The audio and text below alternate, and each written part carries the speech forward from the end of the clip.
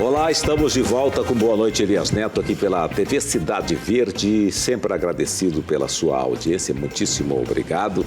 Um abraço para você que nos acompanha em todo o estado de Mato Grosso, por meio do YouTube e também do Facebook da Cidade Verde. É sempre um prazer tê-lo com a gente, tá bom? E olha, você vê como é que está a capital de Mato Grosso, né? Ultimamente nós estamos tendo aí picos de calor e, ao mesmo tempo, pela manhã, de madrugada, um certo friozinho, né? Eu fui recentemente a Cáceres, a minha cidade, e aí, chegando lá, ao meio-dia, estava um sol, mas um sol muito forte, um sol para cada cidadão. Quando foi à noite, eu fui no aniversário numa chácara, baixou a temperatura, ficou frio. Haja saúde, né? Para aguentar, né? Mas aquele clima gostoso à noite, numa festinha, é muito interessante, né? Vamos então já trazer aqui a imagem do nosso entrevistado desta noite, porque é uma jornada pela compreensão da morte. O entrevistado de hoje é autor de um livro que desafia o medo, trazendo à luz ensinamentos profundos sobre a vida e o que vem depois dela. Com base em suas próprias experiências e perdas, ele convida os leitores a explorar a inevitabilidade da morte sob uma nova ótica, inspirada pela fé e pela resiliência. É por isso que a gente diz boa noite, Edmar Joaquim de Amorim.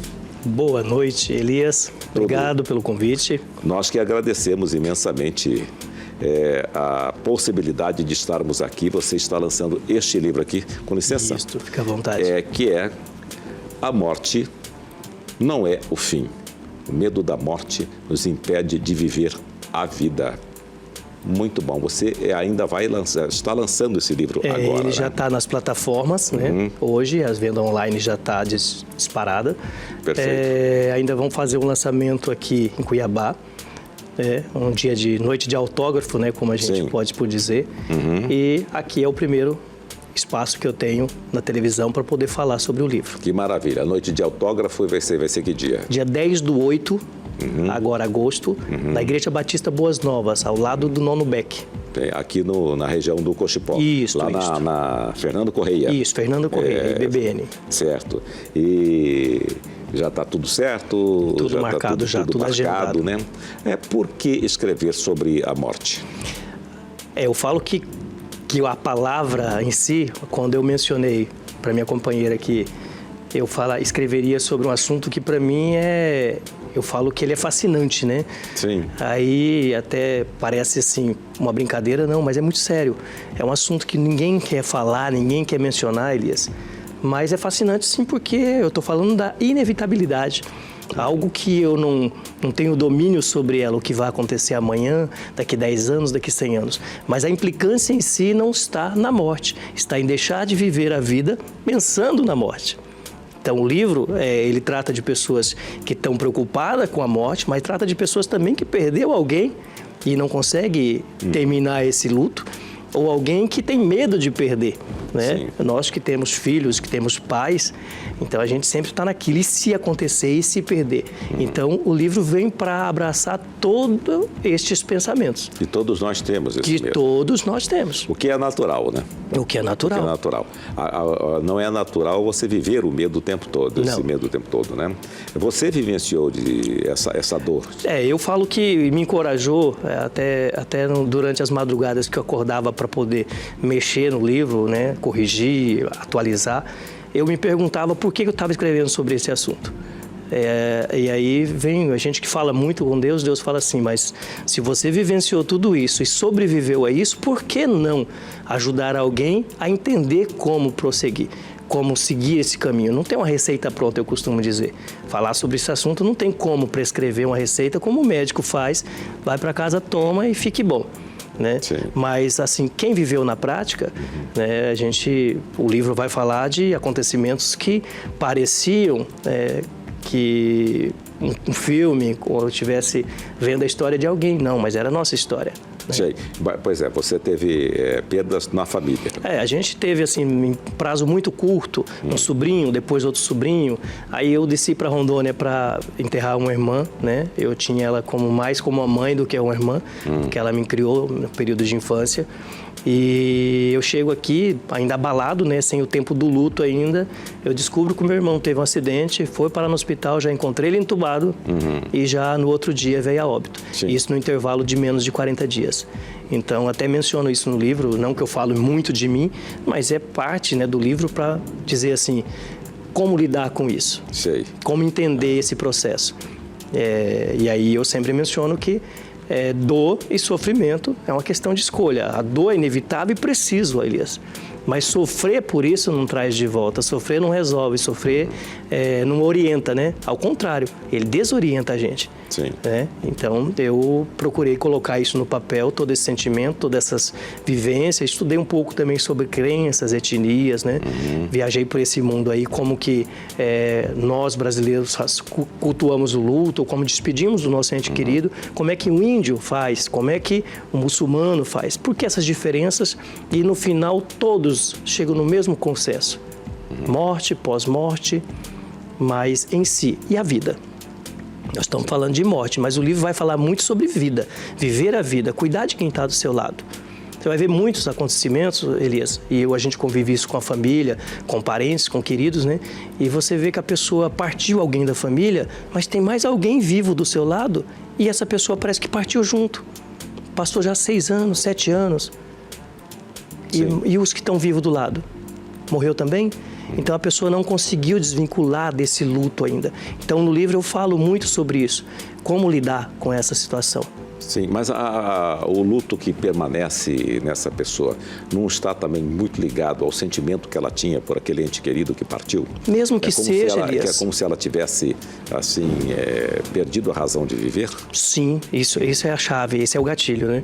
A pessoa, em alguns sentidos, você percebe que ela pediu para ir junto, né? Então ela desistiu da vida. É porque é muito comum, às vezes, você chegar a um velório, por exemplo, e a mãe dizendo, eu deveria estar no lugar dele, né?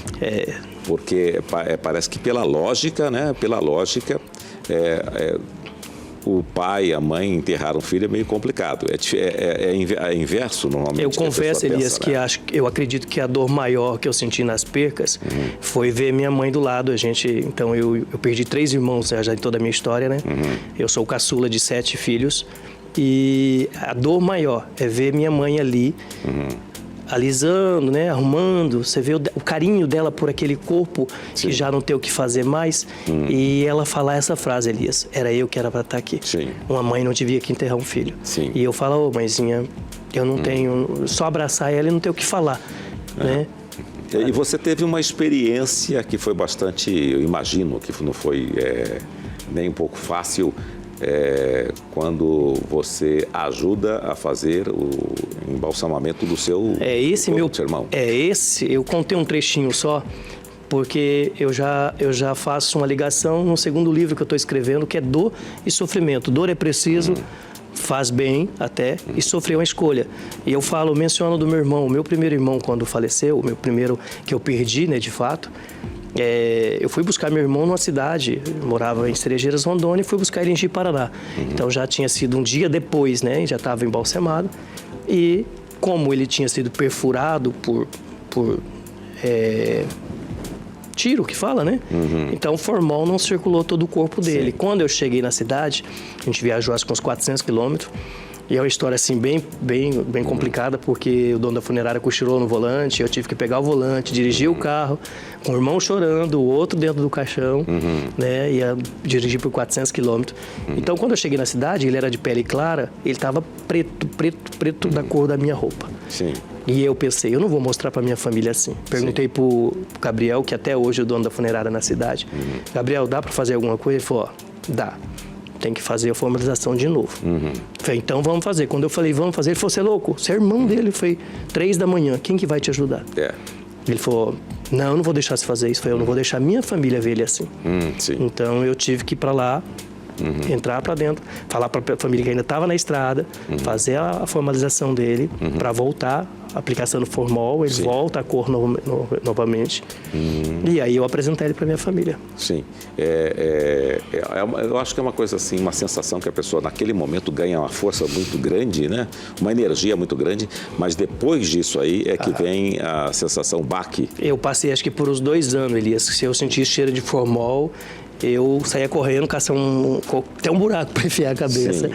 Aquilo me deixava louco, até que passou, né? Passou.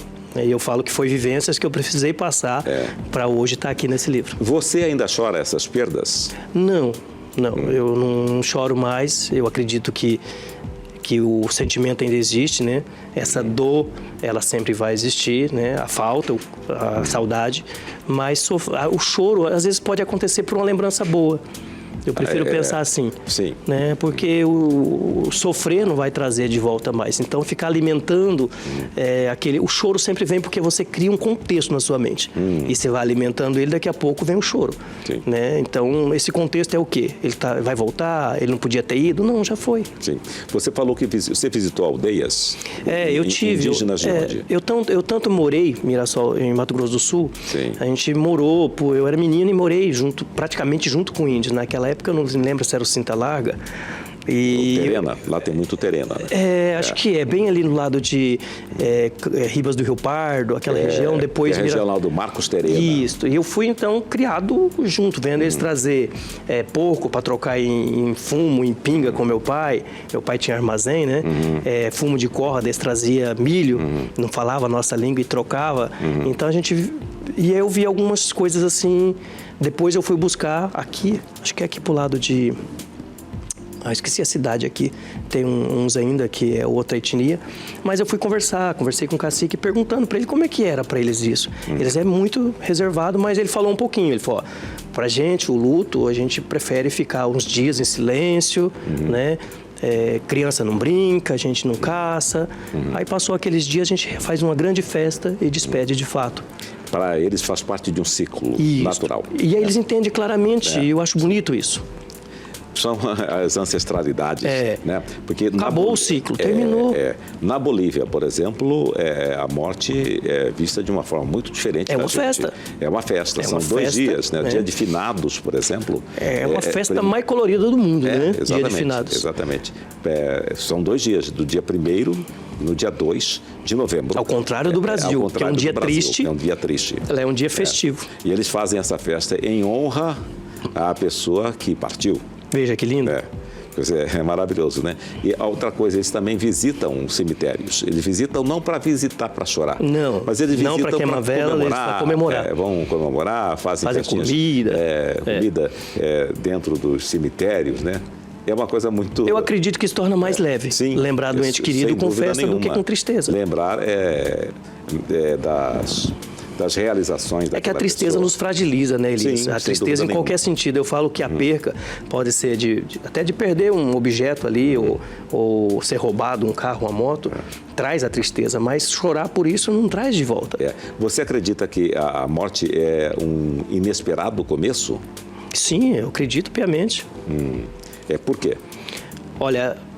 Primeiro pela fé cristã, né? Primeiro pela fé cristã, que a Bíblia nos traz clareza que isso aqui não termina, que isso é um período, nós estamos de passagem nessa terra e isso é provisório e Deus tem todo um caminho, né, para aqueles que acreditam nele, que acreditam em uma vida mais em paz, né, junto com ele. Sim. Há uma diferença. A morte súbita é mais difícil de ser aceita do que aquela em que a pessoa fica doente, passa por um processo e aí fica no leito da cama ou no leito de uma UTI, depois de um tempo, e as pessoas dizem, olha, ele descansou. Né? E enquanto que a morte súbita não. Você pode ser uma morte súbita, uma questão coração, um AVC, algo nesse sentido, ou um acidente, né? Uma tragédia, coisa parecida. É mais difícil a pessoa aceitar esse tipo de morte quando a pessoa está tudo certo e de repente ela desaparece? Elias, eu sou de pensar muito no lado de quem fica. A morte em si, quando acontece essa partida, ela não se limita de como aconteceu ela, e sim com como quem está do lado dela. Eu penso assim, em todas as vivências, eu vou voltar lá no caso do meu irmão, eu que recebi o telefonema do delegado, dizendo que o corpo do meu irmão foi encontrado. Sim. Esse choque, como está escrito no livro, ele paralisa você. Até você entender que é uma verdade, talvez só no outro dia. Né? Com quem convive com a pessoa doente, né, que foi o caso já da minha irmã já vivia doente por anos, né, e estava definhada, estava magrinha, estava bem frágil. Então, quando você recebe a notícia, parece que assim, você já esperava. Não, a dor é a mesma. Não tem como se programar para isso, né? Tem como ter consciência. Mas a gente vai ver muitos casos, né, que a gente convive. Eu trabalhei dentro do hospital durante um tempo, então eu via isso muito, de pessoas que estão ali acompanhando uma pessoa durante meses, ano, numa UTI. Literalmente, se fosse olhar pela questão humanitária, né, e razão, ela ia estar pronta para qualquer hora aquela pessoa parar de funcionar aqueles aparelhos, mas não. Então eu penso muito que esse sentimento não parte de como morreu, de como a pessoa faleceu, mas sim de quem está vivo. Mas aí não é um sentimento egoísta, egóico? Sim, é um pouco egoísta. Vamos pensar em alguém, por exemplo, que está com câncer terminal, que foi conversa que a gente teve com alguns amigos da família que são médicos, e a pessoa já está ali, não tem mais nada que fazer humanamente falando, diante da medicina. E a mãe com a jovem de 20 e poucos anos, sempre falando assim, não, vai dar certo, você vai ficar boa, você vai curar. Ela não está sendo egoísta, mas não, ela é um amor de mãe que não quer dizer para a filha que não tem o que fazer mais. Aquela última esperança, né? Até ligada à fé da pessoa que pode ser curada, sim. A gente não pode questionar isso e nem culpar alguém de pensar assim. Mas é a hora que alguém tem que chegar e falar, olha, mãe, você já fez o que tinha que fazer, olha, filha, você não tem o que fazer mais, você vai partir. Não tem o que fazer. E a gente sabe de fatos, relatos, né, inclusive ouvindo uma própria médica, né, que pôde falar com a gente sobre isso, que ela teve a conversa com a mãe e falou, olha, sua filha não tem o que fazer, a senhora descansa em paz, a senhora já fez tudo, não se crie expectativa mais, né? E voltou, conversou separado com a moça, olha, já conversei com a sua mãe, estou falando com você, nós não temos mais nada que fazer. Horas depois, essa mãe foi lá, conversou com a filha, abraçou ela, quando se separou, a filha veio a óbito. E quando se trata de suicídio, por exemplo? O suicídio é algo muito pesado, né? O suicídio, a gente fala, alguns vão falar que o suicídio a pessoa teve muita coragem de fazer aquilo, não, é muita covardia. Sim. Eu acho que a atitude de suicídio é uma covardia. Covardia de quê? Eu não quero enfrentar o problema, eu não quero enfrentar a vida, eu prefiro fazer assim. Ou muitas vezes o suicídio está envolvido em querer ferir alguém. Eu vou me suicidar, só assim vão sentir falta de mim. Só assim vão... Então ele está querendo ferir alguém. Sim. Então o suicídio é uma fraqueza tão grande, que coragem é enfrentar a vida, né, Elias? Sim. Coragem é enfrentar os problemas da vida, seja uma doença, seja a perca de um filho. O suicídio não, eu deixei de todas as minhas coragens, coloquei no cantinho e deixei eu me suicidar. Sei. Pois é, mas interromper. E aí pesa mais para a família, para quem fica? Elias, eu acredito que sim. Eu acredito que o suicídio é algo que marca pro resto da vida todos que ficou. Até a culpa, sim, né? Sim. Porque a intenção de quem suicidou, às vezes, é levar a culpa para a família. Sim. Culpar alguém. Sim. E aí você vai falar assim, a pessoa que ficou vai ficar se culpando. Ela fez isso porque eu não dei atenção, ela fez isso porque eu não cuidei. Sim. Então ele conseguiu. Aí quem fica tem que entender que ela não tem culpa nenhuma. Pois é, mas o suicídio às vezes ele ocorre por questões de depressão, né? A pessoa está doente, ela tem uma depressão muito acentuada e chega a esse ponto. E aí alguém não teria que ter visto isso aí, porque muitas vezes a depressão é vista como a pessoa está com... Frescura. Olha, aí eu estaria falando já do próximo livro, né? Que já está... É um filho que está para nascer daqui a pouco também. Mas eu posso, na minha forma de pensar... acaba sendo uma fraqueza, sim. É uma fraqueza, mas não, desculpa, não é uma fraqueza culposa de quem está em depressão. É a fraqueza porque ela foi deixando. Eu falo que a depressão, não sou especialista na área, mas eu quero acreditar que é uma plantinha que a gente rega ela e ela cresce, daqui a pouco o vaso não cabe, você vai lá e faz um buraco no quintal, coloca ela lá e ela vira uma baita árvore enraizada e aí não tem domínio mais. Eu já conversei com pessoas com problemas de depressão E o relato que elas disseram é que é uma coisa incontrolável. Você vai e depois você não se controla mais. É uma árvore que você cuidou. E aí há necessidade daquelas pessoas que o acompanham, que estão com ela, que vejam isso aí. Isso. Mas dificilmente a pessoa vê. Não vê. É quem está ao lado. Não vê porque quem está com depressão nem sempre quer mostrar que está. Então, às vezes, nem o especialista consegue. Essa semana eu estava lendo muito sobre a história de Viktor Frankl. Viktor Frankl, se você observar, ele foi um prisioneiro, né, ali nazista, ali, né, saiu com 25 quilos, um homem com 45 anos. Né, especialista hoje na área de psiquiatria, desenvolveu várias teorias para tratar de pessoas com depressão. E ali ele encontrava uma gama de pessoas com depressão profunda, que a primeira conversa que ele tinha com alguém que estava no mesmo nível que ele, perguntava: por que você não se mata? O suicídio, para quem estava ali naquele campo de concentração, era a solução mais simples. E aí, a resposta, depois da resposta que ele tinha, é que ele começava o tratamento de psiquiatria dele, mesmo estando no mesmo situação que ele. Na mesma situação. Se ele perguntasse, a pessoa falava não, por que não? Porque eu tenho alguém lá fora, porque eu tenho um propósito. Então, ele escreve um best-seller hoje que é Em Busca de Sentido. Então, quando a pessoa tem um sentido maior para a vida, indiferente do problema de hoje, Elias, ela consegue forças. Imagina quem viveu ali, naqueles campos de concentração. Um homem de 45 anos sair com 25 quilos. Tem noção do que é isso, aqueles sofrimentos? Mas se eles tinham um sentido maior para a vida, eles conseguiam sobreviver mais, mesmo estando de igual modo, todos no mesmo sofrimento. Inclusive saíram dali vivos, alguns. E ele consegue concluir que essa busca de sentido é essa força que o homem tem dentro dele, mesmo que tudo esteja desmoronando. O que eu tenho que me motiva? É filho? É minha mãe e meu pai? É o que eu quero para amanhã? É concluir um livro? Né? É ver uma árvore crescendo? Então, toda essa busca precisa conter na gente. Se a gente ficar limitado ao hoje, vai entrar em depressão sim, porque o hoje é muito pouco. É muito efêmero. É muito efêmero. Sim, e nós não podemos então estar muito apegados ao efêmero. Não, é isso. O que seria efêmero? É esse sentido, se limitar a uma coisa tão pequena e passageira. E o que é uma coisa pequena? Eu digo que quem pensa pequeno, ele já deveria ter existido. Né? Então tem que pensar grande, mesmo que o pensar grande dá errado, né? Mas ele continua pensando grande. Pensar pequeno é pensar em si, é ser egoísta. Sim. Ser egoísta é o pensamento mais mesquinho que tem. Pensar pequeno é pensar em si mesmo. É um dos pensamentos mais mesquinhos. E aí, o que vem a ser o pensar grande? Que eu acho que há uma confusão nessa história de pensar grande.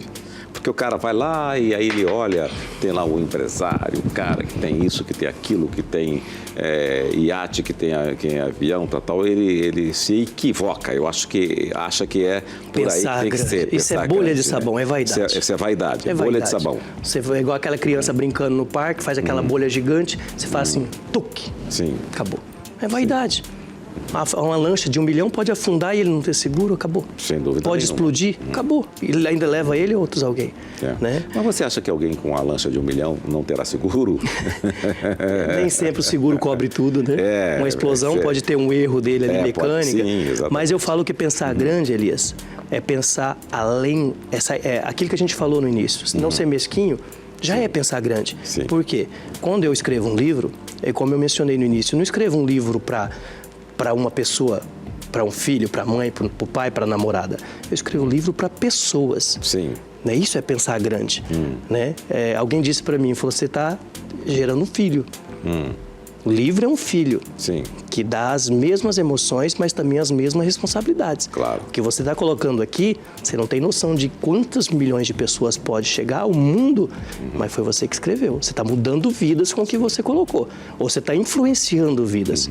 Né? Então, pensar grande é pensar no próximo. Sim. Quantas cópias foram editadas? Olha, eu não sei pela editora, porque está na plataforma, então quem vende é a editora. Eu só pedi 110 exemplares para fazer um evento privado. Sim, para fazer o trabalho de divulgação. Isso, depois eu vou procurar as gráficas aqui, se elas quiserem o contrato e ter o livro lá para vender, a gente faz essa parceria. As gráficas ou livrarias? Desculpa, as livrarias. Gráfica confecciona.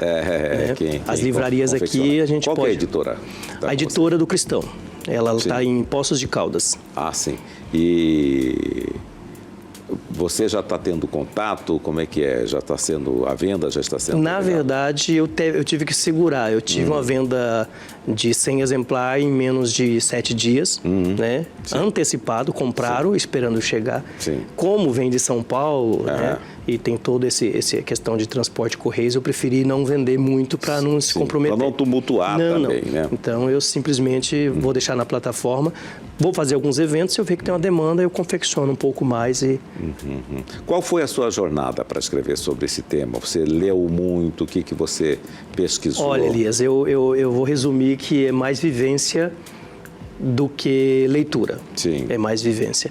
Só que a leitura precisou acontecer porque eu preciso ter embasamento, né? Sim. Preciso ter... A gente, quando fala de crenças, de etnias, e se você olhar há milhões de anos atrás, o assunto é pertinente. Sim, sim. Por mais que não se encontre muito escrita, mas o assunto é pertinente. Sim, sem dúvida. Quem nunca pensou, quem nunca falou sobre o assunto. Claro. Mas aí eu quero enfatizar, quando alguém lê A Morte Não É o Fim, que ele se atente à frase, o medo da morte nos impede de viver a vida. Então, a busca minha, sim, foi por respeitar crenças e etnias, como a gente já mencionou, mas também trazer um embasamento bíblico sobre isso, né, que para aquele que crê na palavra de Deus como uma palavra viva e eficaz, não tem como eu fugir em não ter embasamento bíblico. Mas, ao mesmo tempo, eu viajei por crenças, por etnias, por povos, relatei histórias de pessoas, né? Para que, no final, a pessoa que acabar de concluir o livro possa ter a mesma tranquilidade que eu para falar sobre esse assunto e possa acreditar, sim, que a morte não é o fim. E foi um trabalho de quanto tempo? Eu não vou falar o dia que eu comecei a escrever, mas eu quero acreditar que é toda uma vivência. Sim. É toda uma vivência. Sim.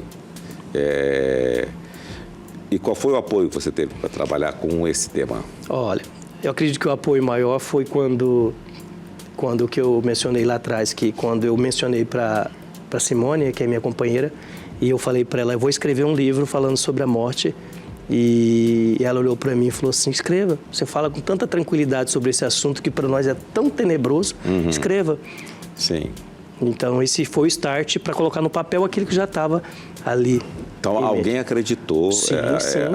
Alguém acreditou. Mas existe outro tipo de morte? Quando a pessoa, por exemplo, entende que ela não precisa mais aprender. Ela, de certa forma, ela morre? Eu acredito que quando não tem... o que Viktor Frankl escreveu, Em Busca de Sentido, quando eu não tenho um sentido maior para amanhã, eu já estou morto. Quando eu saio de casa de manhã e falo vai dar tudo errado, é melhor nem sair. Sim. Né? Então, quando eu começo algo descrente, tem morte física, tem morte espiritual, tem morte emocional e tem aquilo que a gente mencionou, né? Pessoas que perderam um ente querido e ele está vivo, mas você vê uma pessoa literalmente morta. Não se cuida mais, não cuida da casa, não cuida do corpo. Sim. Se entregou para a vida e quem está do lado dele começa morrendo também, porque uma filha precisa daquela mãe ainda. Sim. A irmã partiu, mas espera aí, e essa filha que está do lado? Né? E esse marido?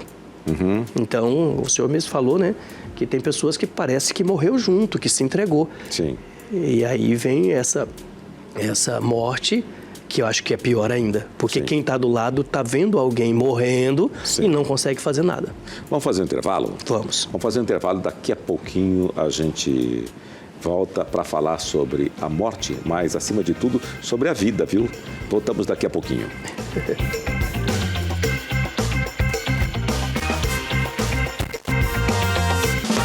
E nós estamos de volta com Boa Noite, Elias Neto, aqui pela TV Cidade Verde. Muitíssimo obrigado pela sua companhia, sua audiência. Hoje nós estamos falando sobre a vida na perspectiva da morte, né?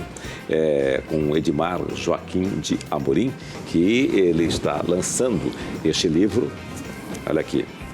A Morte Não É o Fim. O medo da morte nos impede de viver a vida. Esse livro será lançado, está ali, né? Esse livro será lançado no próximo dia 10 de agosto em Cuiabá, na Igreja Batista Boas Novas. Boas Novas, na Avenida Fernando Correia, Isso, ao lado do Nonobeck ali.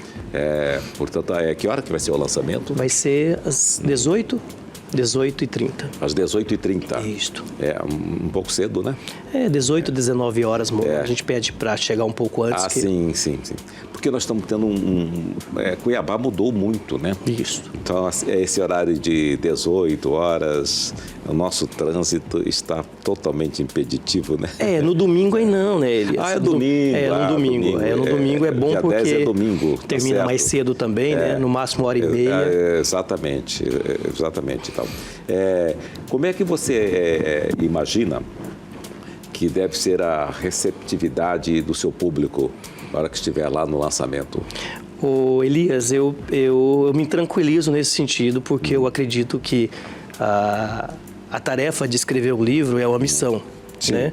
Como é uma missão, a gente não escolhe, como os profetas, né? Ele não escolhe para onde ele é mandado. Sim. Né? Então, o livro também eu encaro ele como uma missão, como aquele filho que nasceu e agora eu só ajudo ele a criar os primeiros passos, mas o destino, os rumos que vai tomar é dele. Sim. Então, esse é um filho que eu coloquei no mundo, né? Que eu acredito que vai trazer muita resposta, muito alívio, muita cura para as pessoas nesse sentido, ao ponto de que ela venha entender que um pequeno livro veio trazer paz.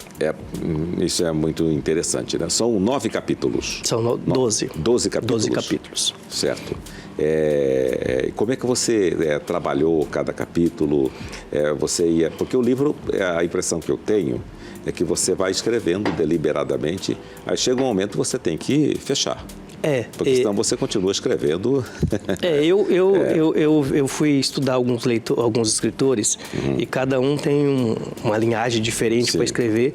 Eu não me encontrei em quase nenhum, né? Então, primeiro eu escolho os capítulos. Primeiro eu defino os capítulos, depois eu alimento cada capítulo. Você faz o sumário, e aí você começa a crescer a partir do título. Porque às vezes eu acordo numa madrugada com o capítulo 4, mas eu estava mexendo no 2. Sim. Aí o assunto que eu acordei aquela madrugada cabe lá pro 4. Sim. Aí eu vou alimentar ele. Perfeitamente. Né? Então tem vezes que eu volto lá, tô lá no capítulo 12. E assim eu fico. Realmente não dá para você ficar amarrado no capítulo. Eu não consigo seguir pegar uma sequência. Eu acho que ninguém... Como a música, né? A música é diferente. Quem compõe, ele vai na sequência, chega no coro, finaliza, aí depois vem achar a harmonia, a melodia. Exatamente. Eu não sei os outros escritores, né? Eu penso que é assim que a minha mente conduz. É como você escrever uma tese de doutorado, uma dissertação de mestrado. A primeira coisa que você faz é o sumário. E depois... Você vai alimentando ele. Você vai alimentando, vai fazendo aquele texto crescer em cima daquele título, né? E cada vez que você lê o livro, você quer mexer nele. Exato. Isso. Eu li, acho que os meus rascunhos pelo menos umas 4 a 5 vezes. No final eu falei, não, vou parar, porque senão eu vou mexer de novo. Aí já tinha mandado para a editora, a editora já tinha aprovado, né? Aí ela falou, quer mexer? Eu falei, não vou mexer mais não. Agora, eu percebo aqui que o seu livro, ele traz partes marcadas. Esse já é o livro que eu estou relendo, né? Você está relendo? Eu estou relendo. Ele não está assim? Não. Porque eu já li livro que tem, vem já originalmente com partes marcadas. Isso eu relendo o meu livro. É você relendo o seu livro. Né? Fazendo já algumas observações. E ao reler esse livro, que você, a hora que você pretende fazer uma reedição com algumas observações ou não? Não, porque na verdade, Elias, como eu mencionei, e quem lê esse livro vai perceber que eu menciono o segundo livro. Já, porque teria assunto para fazer um livro de 300 páginas, mas eu achei que não era conveniente deixar 2 assuntos. Então, nesse livro eu menciono o segundo livro que já estou terminando. E hoje as pessoas não estão mais muito interessadas em ler livros com 300, 400 páginas. Isso aqui é um livro de uma semana. A não ser o pesquisador que está em cima. Esse é aquele livro que a pessoa vai levar para um chá no final de semana e ler ele inteirinho. Né? Perfeito. Ele é cativante, ele é um livro tranquilo. Já alerto para quem for adquirir, não é um livro pesado, é leve. A capa em si é um desafio. A capa em si ela é convidativa.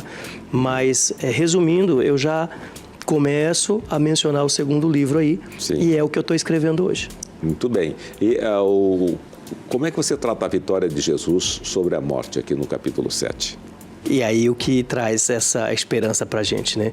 Ele trouxe para a gente uma certeza de que a morte era só uma passagem. Ele trouxe essa certeza de que não seria algo tão doloroso, né? Então, a esperança que o cristão tem, o homem que acredita nessa palavra viva e eficaz que a gente sempre fala, que é a palavra de Deus, é que isso aqui é uma passagem mesmo, e depois a gente tem o encontro com Ele, vai viver eternamente ao lado dele. Então, essa certeza também, eu acredito que o livro venha trazer essa esperança para quem o adquirir, para quem lê. Nós somos espíritos? Poderia dizer que sim. Como é que nós encontramos com Ele? Como é que... Em espírito também. Em espírito também. Em espírito também. Que é o espírito seria uma energia, ou o que seria na sua concepção? Elias, eu acredito que é algo bem mais complexo, né? Eu acredito que daria talvez até um segundo livro aí. Sim. Mas eu não me arrisco a viajar por esse caminho, porque ele é muito complexo. Se a gente pensar que essa linguagem, ela fala lá do Apocalipse, na Bíblia, no Apocalipse você vai pegar 100 pessoas no mesmo espaço, com a mesma crença, elas têm pensamentos diversos, e nenhum está errado. Né? Até porque o Apocalipse fala de algo que vai acontecer. Então, a própria Bíblia fala que há coisas que não cabem a nós, que o próprio filho não sabia, só o pai vai revelar. Então, são assuntos bem mais complexos. E a conversa de Jesus e Marta? Jesus e Marta é uma conversa interessante. Eu acho uma conversa interessante porque alguns acreditam que Jesus ali se perdeu pelo caminho, demorou mais que 3 dias para chegar até o irmão de Marta. E alguns acreditam que Jesus fez por propósito para que testasse a fé deles, mas não. Aconteceu tudo aquilo e o choro de Jesus ali é o que mais me chama a atenção. Até por muitos anos eu me questionei se ele estava chorando pela perca de Lázaro. Não. Eu quero acreditar que ele estava chorando porque ele fala com o pai: Pai, não foi para isso que o Senhor criou o homem. Não era para o homem estar sofrendo pela morte de alguém. Era para ser eterno. Eu quero acreditar nisso, que essa conversa ali era porque Jesus queria acreditar que essa morte ela é consequência do erro do homem. Pois é, por que nos dias atuais a gente percebe alguns episódios, isso ocorre inclusive na política, em que determinadas pessoas desejam a morte do outro?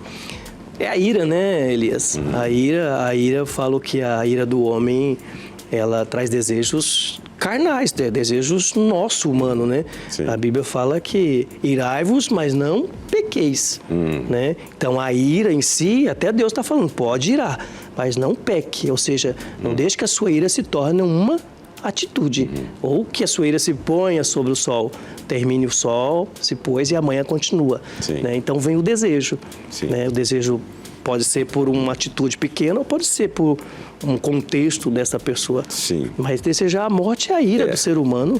Porque a gente ouve, nos últimos tempos, ouve-se muito a pessoa desejar algo que não é pertinente à nossa vida, que não é importante, que não é interessante. Basta a gente ver uma matéria difícil de alguém que abusou, ou que machucou uma criança ou um idoso, a gente podia morrer, né?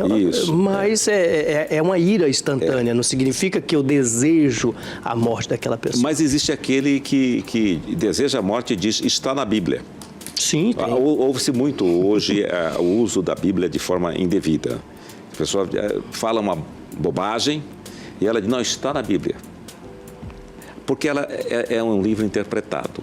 A interpretação da Bíblia está, de certa forma, equivocada por muitos?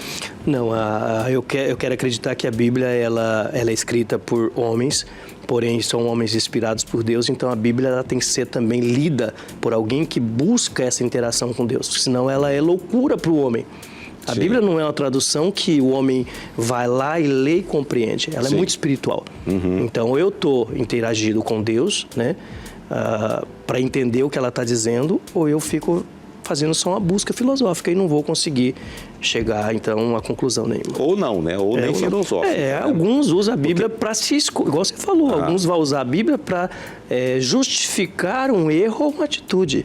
Porque aí vira um delírio. Isto. E a gente vai ver isso não só numa pessoa sem cultura. Vai ver pessoas que deveria, de fato, pregar a palavra com exatidão e tá usando ela para contar a historinha que ele queria contar naquela noite. Eu contei uma historinha, eu preciso de um texto para dar base. Mas a Bíblia é completa, ela não precisa de historinha. Sim. Você é pastor? Não, não sou. Qual a sua formação? Eu sou... A gente chama, para alguns fala de protestantes, né? Sim. Mas eu sou da Batista Boas Novas, né? Membro. Sou evangélico desde os meus 14, 15 anos. Sim. Tá, então para encerrar, vamos repetir aí que dia que vai ser o lançamento e como. Vamos lá, dia 10/8 então, que é agora em agosto. Até quero aproveitar porque quando eu comecei a escrever esse livro, eu falei que Deus daria o meu presente de aniversário. Sim. Eu faço aniversário em agosto, dia 12 de agosto. E aí vem o dia dos pais também, né? Sim. Também sou pai. Então eu pedi a Deus... Dia dos pais é dia 12? Vai dar, acho que no dia 10, no primeiro domingo. No domingo. Segundo domingo do mês. Domingo, isso.